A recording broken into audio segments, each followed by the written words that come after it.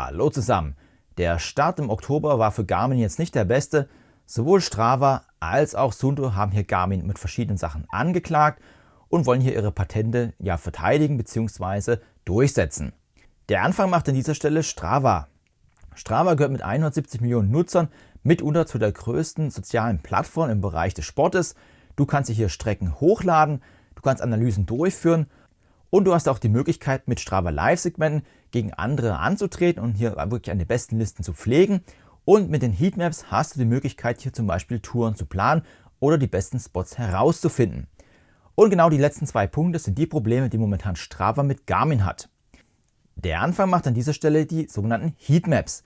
Sowohl Garmin als auch Strava sammeln ja eure Daten und diese werden dann ausgewertet. Besser gesagt, die Hotspots oder die besten Punkte werden dann hier farblich dargestellt und du hast dann die Möglichkeit, anhand den Heatmaps hier zum Beispiel optimale Spots herauszufinden oder deine Strecken hier besser zu planen. Und nun wirft Strava Garmin vor, dass sie hier ein Patent verletzen, welches sie selber erst am 9.12.2014 eingereicht haben.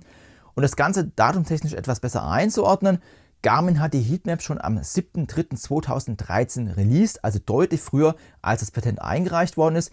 Und Strava selbst hat seine Heatmaps erst am 9. September 2013 veröffentlicht, also etwa 6 Monate später als Garmin selbst. Und hier ist natürlich die Frage, hat überhaupt eine Verletzung eines Patentes stattgefunden? Besser gesagt, wird es vom Gericht überhaupt standhalten, dieses Patent, was reingereicht worden ist, weil es deutlich später war? Das müssen aber erstmal die Gerichte hier regeln. Eine zweite Sache, die in den Anklagepunkten auftaucht, sind dann die Segmente. Besser gesagt, es gibt ja auch die Garmin Live-Segmente. Ja, sowas gibt es. Ich selber habe sie noch nie genutzt. Ich denke auch, die meisten werden sie nicht nutzen, weil sie überhaupt gar nicht so präsent sind. Und als zweites gibt es hier die Strava Live-Segmente. Jeder dürfte sie kennen, der mit Strava schon mal Berührung hatte, beziehungsweise für viele war es überhaupt den Einstieg in Strava einzusteigen, um hier mit den Live-Segmenten gegen andere anzutreten.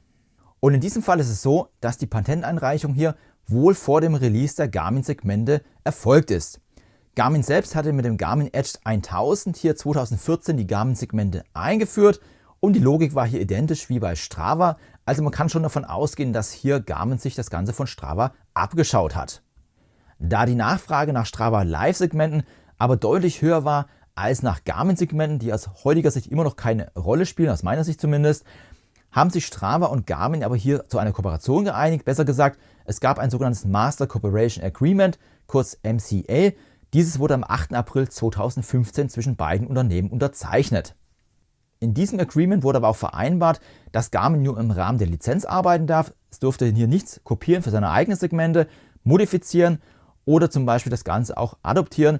Das war so auf dieser Stelle zumindest laut Schrift nicht erlaubt. Strava gibt jetzt aber an, dass Garmin sich an diese MCA nicht gehalten hat. Besser gesagt, sie haben ihre eigenen Segmente weiterentwickelt, weiter vermarktet, weiter verbreitet, obwohl, wie gesagt, das MCA hier gegolten hat.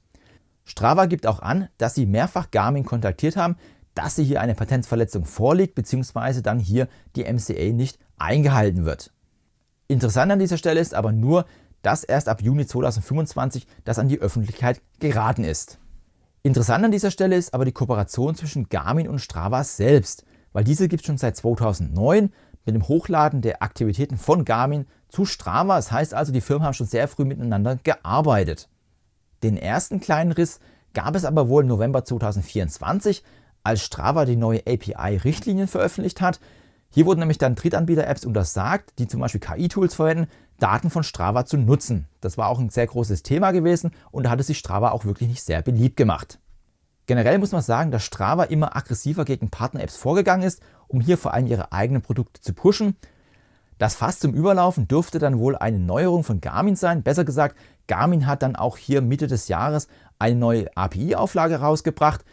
Und da verlangen sie, dass eine Drittanbieter-App auch hier Quelldaten angibt. Besser gesagt, wenn du eine Aktivität von Garmin Connect nach Strava hochlädst, dann muss in Strava ersichtlich sein, dass diese Daten auch aus Garmin Connect kommen. Strava selbst möchte das aber nicht umsetzen. Das ist insoweit grotesk, weil Strava selber verlangt bei Drittanbieter-Apps, dass die Daten, die von Strava kommen, als diese dann auch gekennzeichnet werden. Aber was verlangt jetzt Strava in der Klage?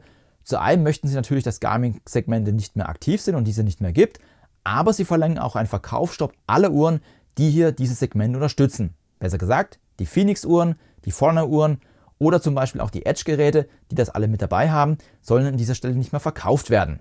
Im gleichen Zuge wird aber auch gesagt, dass doch Garmin weiterhin bitte die Daten nach Strava hochladen sollte, im Sinne der Nutzer, weil es geht ja hier ein Konflikt zwischen den Firmen und nicht zwischen den Nutzern.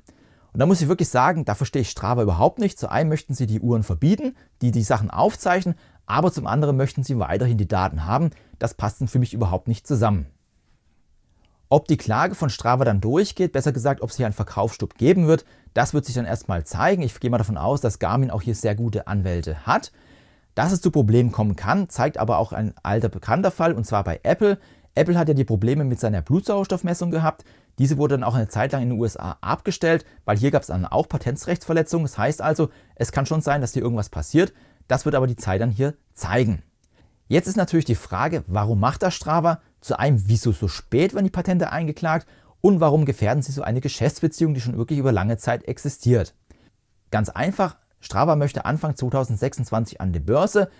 Besser gesagt, man möchte für die Investoren attraktiv sein, man muss hier Stärke zeigen und man muss natürlich seine Patente verteidigen, die an dieser Stelle hier vorliegen. Interessant an der Sache ist auch, dass Strava noch nie groß Geschäftszahlen veröffentlicht hat und es war auch nie so im Raum gestanden, dass hier große Gewinne gemacht wurden, eher Verluste. Angeblich gab es in den letzten Jahren hier Profite, es wurden ja dann auch Abonnements eingeführt, aber das kann man natürlich in Zahlen nicht belegen. Was man aber belegen kann, ist, dass Strava das auf Kosten der Partnerschaften macht. Und es ist natürlich die Frage, wieso man nach so langer Zeit an seine Patente einklagt. Und man muss auch wissen, Strava existiert auf Grundlagen der Daten, die diese Uhren sammeln. Das heißt also, wenn Garmin von heute auf morgen hier alles kappt und sagt, okay, es gibt keine Daten mehr für Strava, dann werden auch ein Großteil der Daten, die Strava hier verwendet, nicht mehr zur Verfügung stehen. Besser gesagt, die Nutzer müssen dann vielleicht über Umwege die Daten füttern, was die meisten aber nicht machen werden. Und das hat auf jeden Fall auch große verheerende Auswirkungen auf Strava selbst. Und da ist für mich eher die Frage, ist es eine fragwürdige Marketingaktion oder ist es tatsächlich ein Himmelfahrtskommando? Das weiß Strava hier am besten und da wird es auf jeden Fall die Zeit zeigen, wie sich das Ganze hier entwickelt.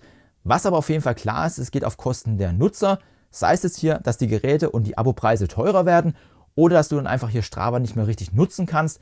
Aber wie gesagt, das wird die Zeit zeigen und ich bin auf jeden Fall gespannt, was dann hier bei dem Patentstreit herauskommt. Das ist aber noch nicht alles, was den Garmin-Anwälten in nächster Zeit beschäftigen wird, denn auch Suunto hat hier eine Patentklage eingereicht. Besser gesagt, verstößt hier Garmin gegen 5 Patente. Zu einem wäre die sogenannte Golf Shot Tracking Technology. Hier geht es darum, dass die Schlagereignisse am Ball erkannt werden. Es wird die Bestimmung der GPS-Position des Balles durchgeführt und auch die Aufzeichnung der GPS-Position selbst.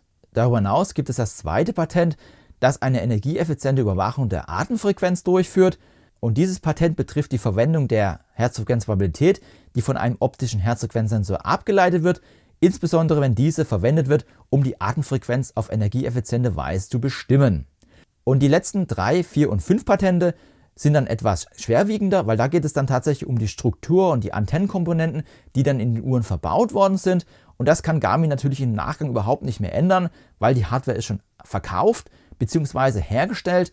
Und da ist natürlich dann auch die Frage, wie einigt sich dann Suunto und Garmin, sofern die Patente dann verletzt worden sein sollten und das Ganze festgestellt wird, dann kann es sogar sein, dass Garmin hier Lizenzen an Suunto zahlen muss. Und das vor allem dann interessant, weil Garmin ist vor allem ein amerikanischer Hersteller, Suunto mittlerweile ein chinesischer Hersteller und auch hier gibt es ja zwischen amerikanischen und Chinesen hier und da ein paar Konflikte. Da bin ich auf jeden Fall gespannt, was an dieser Stelle hier rauskommt. Ja, ich wollte euch einfach mal eine kurze Zusammenfassung geben, was die Patentklage zwischen Strava und Garmin angeht, aber auch Suunto und Garmin.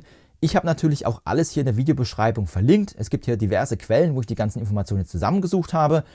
Du kannst mal gerne einen Kommentar schreiben, was du hier von dieser ganzen Sache hältst, findest gut oder schlecht. Ich persönlich muss sagen, das, was Strava hier abzieht, das ist wirklich sehr fraglich, vor allem mit der Kooperation, die sie mit Garmin schon hatten. Das mit Suunto sieht schon mit etwas anders aus, aber ich würde mich auf jeden Fall interessieren, was da hier deine Meinung ist. Wenn dir das Video gefallen hat, lass auf jeden Fall auch gerne einen Daumen hoch da, das freut mich im Algorithmus. Ansonsten bedanke ich mich für die Zeit. Tschüss, bis zum nächsten Mal.